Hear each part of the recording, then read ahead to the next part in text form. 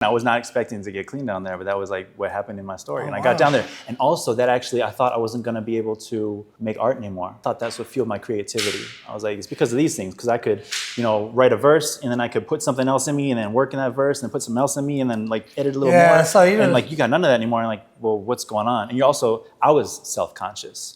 I was there in a park and I couldn't even draw a line on a page because it was gonna be the wrong line. And people were gonna judge me for that line. And my friend in China, we were launching this clothing line, and the first line was for the independent rock scene in Shanghai. And so he was like, Clem, you worry about getting clean. Here's gonna be our first line of t-shirts. Here's the bands we're gonna do. Just listen to this music and like start doing, like the music was inspiring me to start doing art again. I'm there, I'm like vibing, I'm creating all these different designs. And I was like, music's inspiration. Music is like a thing to, I was like, get you high, but like you can like really, you feel it, you can get inspired. So wherever you find inspiration, you can find inspiration from anything, but you gotta see what moves you.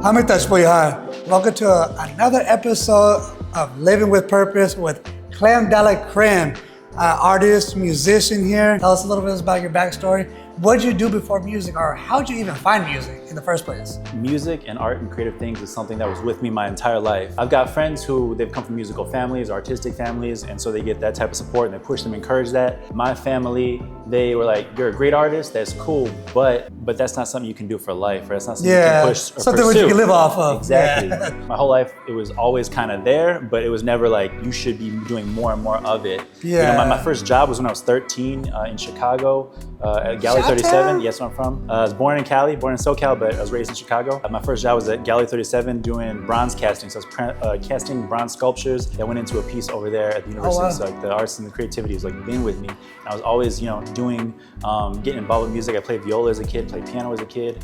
In high school, I got into playing bass and stuff, and I was like in my classes battling other people on these like online battle rap sites and stuff like that, and writing my bars, my poetry and stuff. But I didn't want to share that with people. I was too, I don't know, outside of like the people around me, I didn't put it out or didn't share it. It's a little intimidating because obviously your close circles, like Clem's over here thinking he's a music star or something like that. And obviously you're gonna get that criticism. It is, well, I'm sure for you probably didn't want to hear that when you first started, right? I mean, no artist wants to hear when they first start the criticism because you don't know how to take it yet. Yeah, and so, exactly, you don't know how to take it yet. So with it, like you start to take it very personally, or some things just like kind of like put out a flame. And so in like the beginning stages, I feel of any artist, you need some kind of like words of encouragement, some people to help push you forward. Love that. And really the universe put the right people in the right place at the right time to help me get going. So university, which university is that? I started off in Hartford, Connecticut at Trinity College. Oh wow, Connecticut. Yeah, did a hop, skip, and a jump over there. I applied to all different size schools all across the country. Hop, skip, and a jump? Yeah, I applied to different size schools around the country, and looking back, I should have gone to an art and music school, but at the time, I had no idea what I wanted to do. My family, they were trying to push me in all these different directions. I'm like, well, I wanted to be in or near a city. At the time, I smoked Camel Reds, and they got to sell Camel Reds on campus. I love Dr. Pepper, gotta have Dr. Pepper on campus. Gotta have, beautiful people on campus, gotta have good food. And that's like my criteria. I was like, wherever I go, I'm gonna get an education, I'm gonna meet people, and it's gonna be fine, Yeah. So I went there and took all different types of classes, but I found that like I'd be leaving parties at 4 in the morning to go to the art studios to like work on art. I'd be pumping music the whole time, like, making all these mix CDs to be like listening to and stuff. And I actually performed for the first time at that university. They had like a hip hop festival and stuff like that. In Connecticut, yeah, at Trinity College. And my friends, like I said, I didn't even share my music with my friends really. So I was like at the bar, I'm like, all right, I'll catch y'all later. And then I go to this hip hop event that my university's throwing on. It was my first time on a mic in front of an audience. How'd it go? It was okay. It was not the best, it wasn't the worst. But there was this one group, Rebel Diaz. They're from New York, also from Chicago kind of. But they told me, they're like, we like what you're doing, keep doing that, keep going forward. So like I said, I got like the right voices at the right time to help push me forward in different moments and encourage it, exactly. So I kept writing and I kept making music on my own time, you know, for myself. When I took that year off, I moved to California. And when I moved to California, I only took art classes. I went to a city college in Santa Barbara. And I only took art classes and music classes. So I'm like taking music composition, music theory, I'm taking printmaking, and I was taking some film classes. I can't remember what else, but I did that for a year. I was there only taking art classes. Man, I was gonna say basically all I didn't take any art classes. classes. I didn't take any art classes at Trinity. And so here I'm like all art and music, and I'm like, I love this, you know? So, cause I'm like, all right, well, I know whatever I do with my life is gonna be with me. Yeah. So I love that. So if someone out there, like if you're following your dream, if you happen to go down another path, just figure out what's true to you. Just remember that. What was next? Well, when I was out there, I caught a DUI.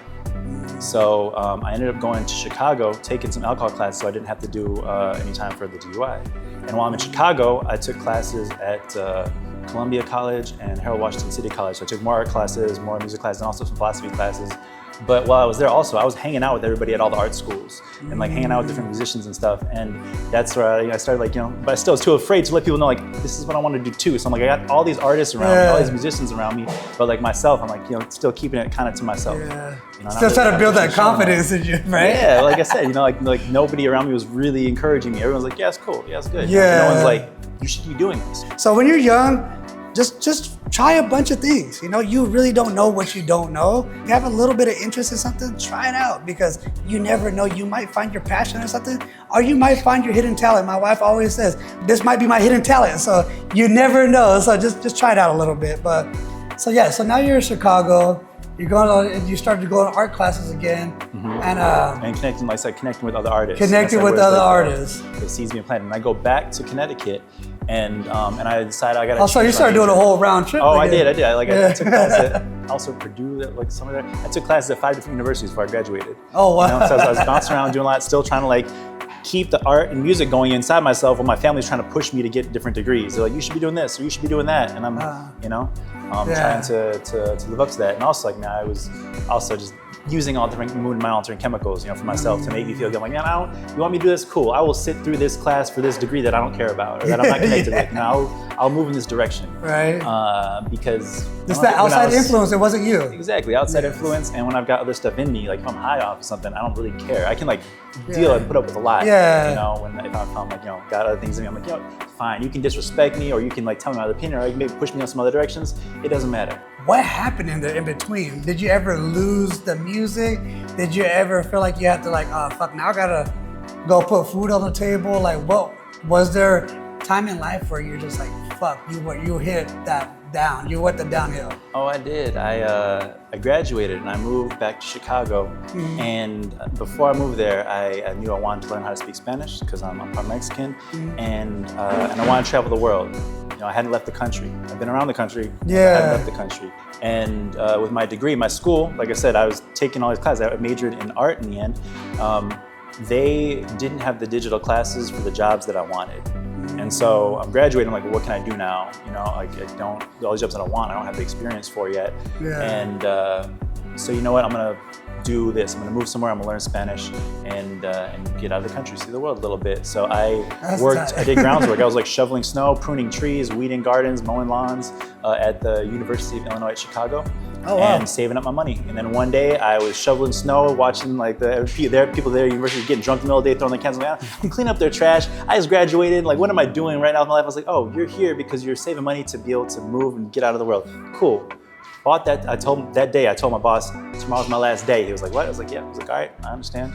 And I bought a ticket for Argentina, Buenos Aires. Oh, wow. I got on a plane. I never left the country. I didn't know anything. I get to the other side of the world and I get off the plane, I'm smoking cigarettes. I'm like, there's no beaches here. I thought there were beaches. I looked at the map. It looked like there were beaches on this map, you know? There's beaches. Yeah. You know, in my head, I don't know anything. I'm like, my first night, I'll probably sleep on a beach on top of my luggage and then I'll figure out a place to stay. And I didn't know anything. I just bought a ticket and went. That's like living the dream. You're like, I would just go get on the fucking plane. I'm gone. I knew nothing. I knew nothing. That's honestly, that's balls right there. Like, just to get up and just go, like, I'm gonna just leave the country. I just knew I had to. Like I said, I knew like I needed to get going. I wanted to learn Spanish and I wanted to leave the country. I wanted to see the world. Yeah. And I got there, and the very first day, I get off the airplane, realize I can't sleep on a beach. There's no beaches. That's ridiculous, like dangerous. Like in a city, what's going on? And this taxi driver took me to a hostel. These girls at a hostel took me out to lunch, and there I'm like, they're Brazilian. They don't speak English. I don't speak Portuguese. Neither of us speak Spanish. But I'm there on the other side of the world. And in that moment, I'm like, I know everything's gonna be just fine, you know, because I can share a meal with people, and it's like, it's okay. I'm connected with people, and people are looking out for me, you know, on the other side of the world, like beautiful. The other side of the world. We're like speaking literally the whole other side. And they don't even speak the same Spanish there. So I was like, I know some Spanish. I'm like, what the heck is Castellano? You know, they like have all these like SH sounds and stuff. Wow, that's crazy. Yeah. So how long were you out there? I was there for 2.5 years. Oh wow! I thought you were gonna say 2 months. Nah, 2.5 years. I was there, yeah, and that's why I started to get music. One of my friends, he was a rapper from Austria, from Vienna, and he was like signed to a label out there. And so he's like, we should work on something. We should work on something. And right before he left, we like had one roommate who was a producer make a beat for us real quick, and we like wrote, and he took me to the studio. It was my first time in the studio. And we're there, like we record, and that was that. And I was there also in Argentina, walking down the streets, freestyling to myself. It's like no one's gonna, you know, no one can speak English really, so like they're not gonna make fun of me or think that I, you know, whatever. So that's why I started practicing like freestyle. I was walking down the streets, freestyling and moving. But Argentina, there's so many great musicians and so many great artists, and everybody has a passion for all of it. So that also just like fuels it. You know, is there a lot of brass out there? Because I know like in Puerto Rico, there's like a lot of brass, like trumpets, you know, a lot of horns and everything. There's a lot of all different types of instruments, you know, but the main thing is like they got tango. So like they say also, if you want to learn tango, you should go walk the streets of Argentina for a couple of years or something. Oh, that's cool. So you learned tango? I did not. I thought I was going to. I was about to make him get up and show us some tango right now. I did take some tango lessons, but I went to Milonga, which is like where they do social tango, and I was watching people do it for the first time, like just meeting for the first time. Like, how are they not tripping on each other's feet? I threw in the towel right then. I'm like, I ain't gonna. No, I'm good. I ain't gonna be a tango. He's that coordinator. He's all good. Yeah. I can move, but I got to put in time, which I have not done yet. Right. Hey, that's good. True. You got to put in the time. What's one thing you guys want to learn out there? Just drop it in the chats. One thing you want to learn. But yeah, so you did 2.5 years in Argentina. I was a server in a bar back at an event salon. I taught business English from anywhere for like people in the cubicles to the CEOs who run businesses. Oh wow! And I helped people get plastic surgery. So I was there translating for them in Spanish and signing them up with their doctors to like get their appointments and take them for their pre-ops and like their post-ops and stuff. So I'm there like, you know, nothing I thought I'd ever be doing in my life. Help people with plastic surgery. Like, what made you come back to the States? My friend from college, we both wanted to launch a clothing line. And he was living in China, in Shanghai, with a bunch of my friends from college. Neither of us want to go back to the US yet. So we're like, all right, well, Argentina, I got 3 jobs, barely pay my bills. This ain't that move. You're in China, y'all are thriving. Let's go over there. So we went there, and he knew I liked music. He knew I loved hip hop. So you went to China after Argentina? I went to China after Argentina, yeah. I went back to the US. I was in Chicago. I was working in the elections department, actually, in between there, saving up money. I was like working 7 days a week, 14 hours a day. I got clean in Argentina too. So I was not expecting to get clean down there, but that was like what happened in my story. And I got down there. And also that actually, I thought I wasn't gonna be able to make art anymore. I was like, I thought that's what fueled my creativity. I was like, it's because of these things, because I could, you know, write a verse, and then I could put something else in me, and then work in that verse, and then put something else in me, and then like edit a little more. So and like, you got none of that anymore. And like, well, what's going on? And I was self-conscious. I was there in a park, and I couldn't even draw a line on a page because it was going to be the wrong line. People were going to judge me for that line. And my friend in China, we were launching this clothing line, and the first line was for the independent rock scene in Shanghai. And so he was like, Clem, you worry about getting clean. Here's going to be our first line of t-shirts. Here's the bands we're going to do. Just listen to this music and like start doing, like the music was inspiring me to start doing art again. I'm there, I'm like vibing, I'm creating all these different designs, and I was like, music's inspiration. Music is like a thing to, I was like, get you high, but like you can like really, you feel like you can get inspired. So wherever you find inspiration, you can find inspiration from anything, but you gotta see what moves you, you know? You don't always just have to get high just to get inspiration. You guys hear that? I don't know all of this stuff you heard, but that's what I just heard from Clem right now. He just said like he was taking substances. He was doing things, he was writing things down, but he got clean. And really, you don't need all the other substances to be creative, to do the things that you want, to have that clear mind that you have. I love that, to have that creativity, to find the real you. If it's fucking in you, it's in you, bro. Like, it's in you. I love that. I appreciate that. That's that. Stop you. Yeah, don't let it stop you. I love that. So, so how long, did you went to Shanghai? Yeah, but first, back when I was in Argentina, I saw this great band. I don't want to say their name, but they were there performing. My friend's like, hey, you know this band? I'm like, yeah, I know this band. I was listening to them on my iPod. He's like, well, they're performing. Do you want tickets? I'm like, yeah, I want tickets. I go see their show, and he's like, hey, do you want to work their after party? Yeah, I work their after party. I go and I see the band downstairs with like, pallet cocaine, a bunch of the girls and stuff like that. And I'm like, all right, well, I can't clean those drinks because I know what I want to do. I want to party with this band and those girls. So I go and tell the other bartender up there, like, can you go take care of that? Because I can't do it. And the next day, I see the lead singer of the band. I found out that he's actually clean. And that he was like, he's like, yeah, man, I've been on tour. My whole group, they do certain stuff and things like that. But like, when I saw that he could be clean and be like touring the world, and he's the lead singer of this lead singer of this whole band party. Everybody knows. So I'm like, okay, you can do whatever you want. You don't got to get high to fuel whatever it is that you're passionate about. You've seen it firsthand. And you're a part of the product where it's like, you don't need that to start the creativity. That's just so beautiful. But moving forward, now we're back in Argentina, Shanghai. How long were you in Shanghai though? I thought I was gonna be there a year, yeah. You thought? I thought. But that's where I got connected with music, and that's where I really like. And you stayed longer than a year? Oh, I was there for like 7-8 years. Oh shit, so you really traveled the world then. You said you wanted to leave the country. I had no idea. You left the country for a whole decade then. I never thought I was gonna go to China. That was not in my plans. Oh wow. But you never know what the universe has for you. Say that you just follow it. Go with the flow, just follow your heart, follow your passion, follow your purpose. I love that. Yeah. So what made you stay so long? Obviously your art, but damn. There's more to that. You gotta tell me more. It is that. It's the art. It's just like living in purpose, being of service to the communities and stuff out there. I help people, in terms of like being clean and stuff there too. People are helping me too. It's the community. Oh, that's awesome. The community there. Yeah, but with the music, that's where I started to put it out there like more. I was like, you know what? I'm gonna start to make it myself. I'm gonna start to produce myself too. Because my friend who got me introduced to the bands that we were doing our t-shirts with, he knew I liked to rap, and so he got me connected with some producers. And so they give me 3 beats. I'd write to them in one day, record to them a rough in one day, send it back to them like, all right, give me more. I'm like, well, we just gave you 3. I'm like, yeah, I know, but I need some more. And after like a couple of producers, like the same situation, like they were involved in many different musical projects. So like they're willing to work with me, but also like they're like, this is not my focus. I'm playing cello with this other group, or I'm the lead singer, this lead bass player for this other thing. So that pushed me to start to learn myself to produce on my computer. So I started making my own beats, started making my own songs, and then some friends heard me and they knew that I was looking to basically play music. Like, why don't you go to an open mic? Why don't you go to these other events? And that's where I connected with other hip hop heads. So people who like really are passionate about that. I'm like, hey man, this group just met this last week for the first time. You should come this next time. In Shanghai? In Shanghai, yeah. So did you at least learn Mandarin, Cantonese, anything? 对，我可以说中文，但是我来了我不可以说，因为你可以学习一个新的music. I'm blanking on my words right now. But yeah. Mandarin or Cantonese? That's Mandarin. Mandarin, okay, yeah. See, that's badass. See, this guy's culture right here, culture. I studied Mandarin first when I realized I'm really good at studying Mandarin. I'm like, what do I really want to study? Music. So I started studying producing beats. Because I was like, I'm a good student. I can You can learn. I know how to learn. Yeah. Well, before I also had other things to fuel my learning too. I had different substances to bring me up or things to help me focus. I'm like, no, put this, let me put that. And so to be able to be like clean and be like, yeah, I can study anything and really learn some cool stuff. That can empowers you even more. Yeah. Well, what does I want to learn? Music. Yeah. I want to push myself forward in this way. And that's where I connect with other artists. And I told myself, my friends too, I'm like, don't laugh at me when I say this, but I want to be a hip hop artist and I want to put out an album. And by the end of the year, I was performing every weekend. Oh wow! Which I wasn't expecting that. I wasn't planning for that. And I was doing some other jobs too. I thought I wanted to be an art teacher. I taught science. That was like probably the last job before music became a full-time thing then. I fucking love how you just chased every passion you had.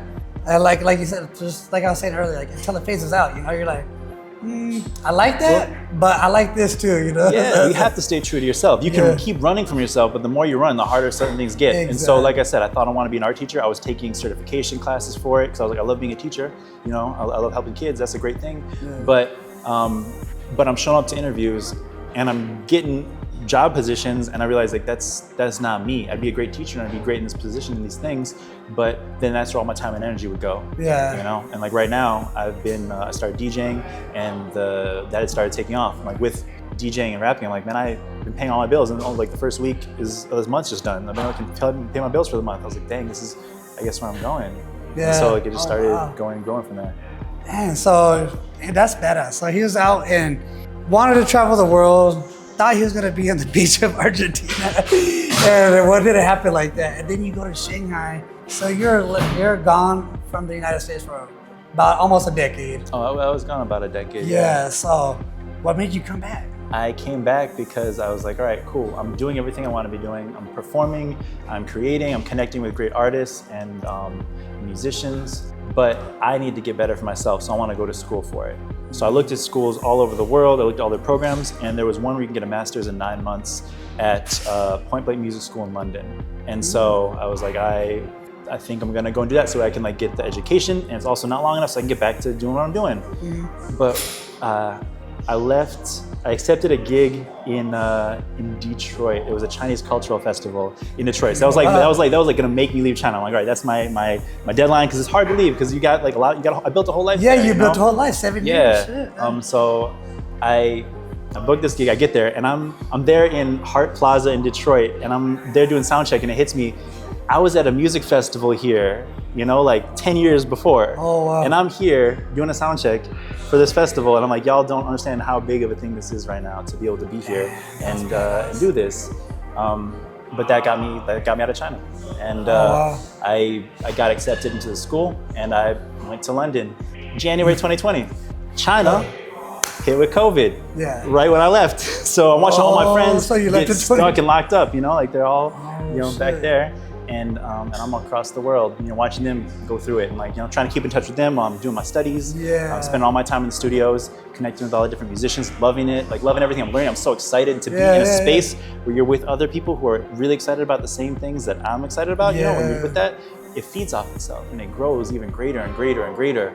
So I was really sad that I chose to do such a short program. I was like, I need a short program to get back out there. You said 9 months, right? Yeah, I was like, I don't want to go anywhere. I love being right here in school. We have access to great facilities and equipment and a lot of really great people, musicians who are excited about the same things I'm excited about. So, but my visa ended. I was in lockdown, so I made music during lockdown, bought equipment, didn't see a human being for like 2 months, and worked on some different music and stuff. And when my visa was up, the people were like, what are you gonna do when you leave London? I'm like, well, I'm gonna go back. I haven't seen my family, so I'm gonna be between Chicago.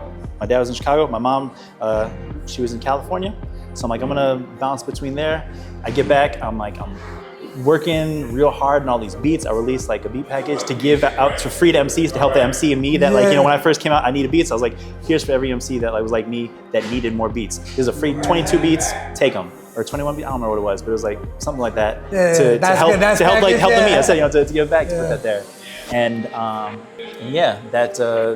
I worked on other creative projects, and then I found out my mom had some brain bleeding, and she was hallucinating and going through some memory loss issues. So my sister went there immediately to go help her, and I was able to jump in a week later to take over. Because my sister, married, has a family, has kids. That must have been really deep. So.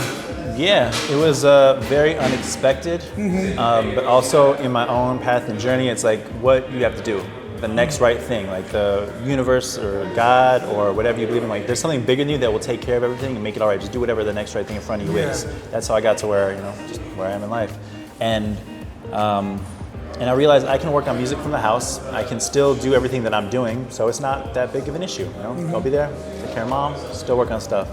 But it's been quite difficult because as things change and develop, then my responsibilities have changed and developed, and also caused just different issues in terms of to book a show or book something like that, to make plans. You have to have, it's like having a child, but they're not growing and getting smarter. They're like deteriorating. So like you got to find people, like kind of like find a babysitter. Thankfully, I've got the help of my family in varieties of different ways, and everybody has their own strengths to be able to do different things. I have the ability to be here, like the person on the ground. My sister, she's great at research. My aunt, she does a lot of things with organization, and a lot of other people also step in and help in a variety of different ways. So. I don't gotta do stuff alone, but it changes what you're expecting in life. I was not expecting to come back, and I was like, oh, I'm gonna tour right when I get back. I'm gonna do this. I'm gonna set up a tour for the summer. It's gonna be great, and that's not how it went down. It's crazy that you say that too, because it surely is like that. The most unexpected things, In my own journey, where just I got out of incarceration and I needed to help out my dad. My dad found out he had Parkinson's. And I thought I was gonna be married, travel the world. As soon as I get off parole, I'm traveling, I'm gone. But my dad's, my dad's my dad. I love the shit out of my dad, so. And he needed a place, and I just had a place. I had open space, and like you said, family's there to help. My sister, she moved down the road from me, so she helps out a lot when I'm gone. She's able there. I'm able to, still travel. So I'm like, hey, and he's able to take care of himself. So Dad, if you're seeing this, don't be mad at me now. But the thing is, what's important I feel too, is it's really family. Yeah. And when family's in need, our parents took care of us when we were younger. And so be able to give that back, I love that. Just even heard that's the first time you told me about that, so it's just awesome to hear. Shout out to all the people out there taking care of your loved ones. And I know it's tough, I know it's not easy, but stick with it, So now what are you doing now? We're here at the Vault in Redlands, California. Besides tonight, what else are you have going on now, So I've got a lot of music, like working on music over the years. I have a lot in my own vault. Nice. And I've been putting that out like slowly but surely more and more.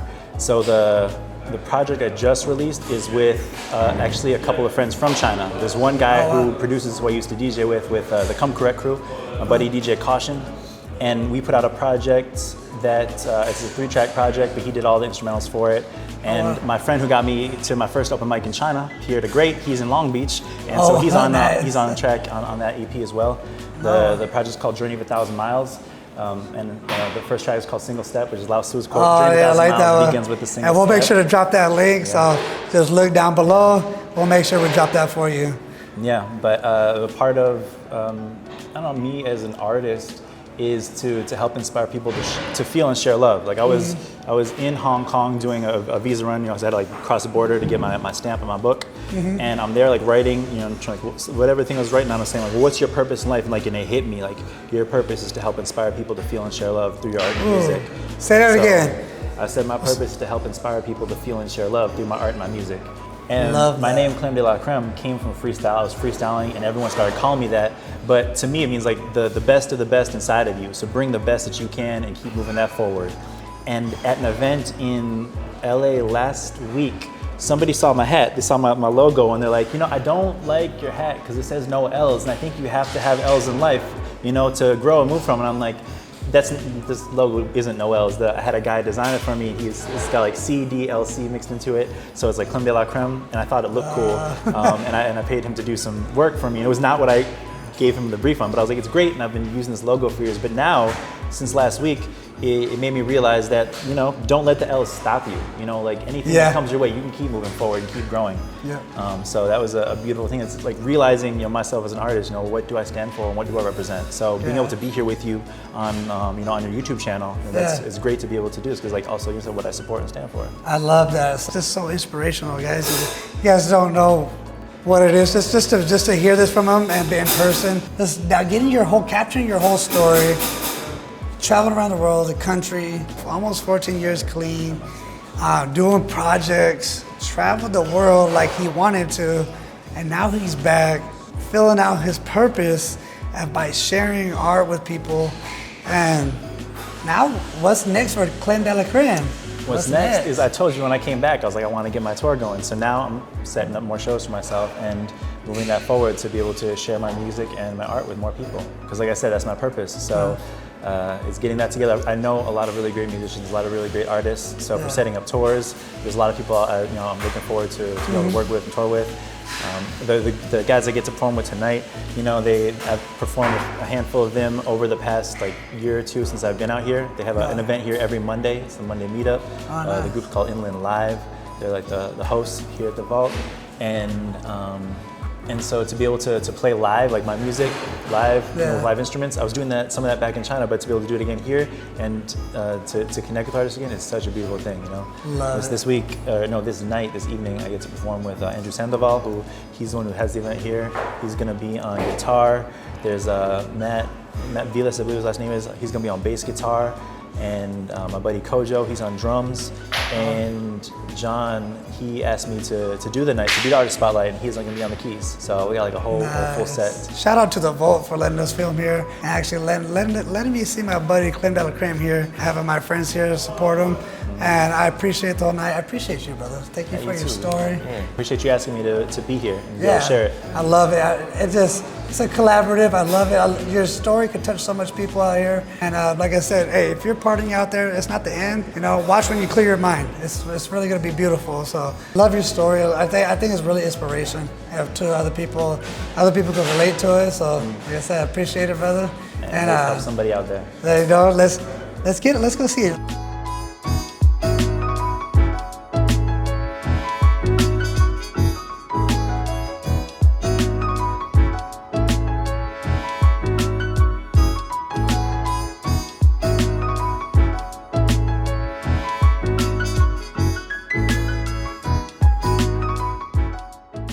Footstep won't make a path home.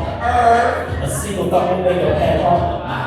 A to Z have repeated again and again, repeating all the thoughts that wish the time and you've done. So we have to haze, chopstick street rules and plastic stools, stack of money for days, turntables and complimentary too. She comes to beat, I'm waiting. Now waiting for her score. For you separation, excuses and release that vision. I see people fighting themselves, stuck in a school, that's possible. There's something quick to think about to take with them wrong. If I rely to have a bite to click, but you're wrong. There's nothing wrong. It's a song, the beat ain't mine. Just because it's strong, you get let down. Reflecting your love, my goal is present, but my vision, long lasting. Cause keeps it gassing and gassing. Waste getting rested when you're asking. What time is it? It's now. The future is passing and you're wondering how. What's on an You like that heat that I'll bring mine? Shit's out, inside now you wanna sleep rush. Inside what's out like you can make it quite a big body. Let's take a ride. Now the heads crash to shreds. Till you find it incredible. Some jewels I bought is worth the fence. Outside with for the lava, music games for breaks.